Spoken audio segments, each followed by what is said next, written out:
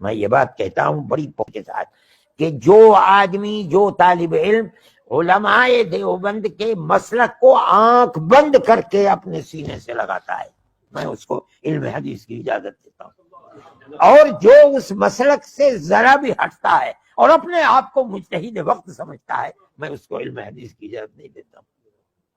یہ بہت واضح چیز ہے۔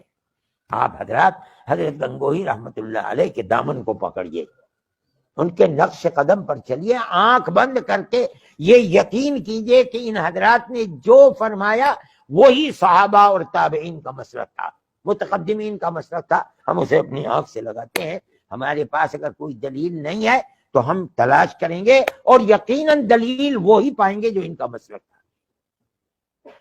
اس لیے اپنے آپ کو ان کے مسلک کا پابند کیجئے، اور اس پابندگی کے ساتھ اللہ تعالیٰ آپ کے علم و عمل میں برکت عطا فرمائے گا۔ ہم مجتہد وقت نہیں ہیں، ہم تو مقلدوں کے مقلد ہیں، ہمارے پاس علم اتنا نہیں ہے۔ وہ لوگ علم حدیث کے بہت جاننے والے تھے، قرآن کے جاننے والے تھے، فقہ کے جاننے والے تھے، وہ جو بات کہتے تھے دلیل کی بنیاد پر کہتے تھے، اور ان کا مسلک محفوظ مسلک ہے۔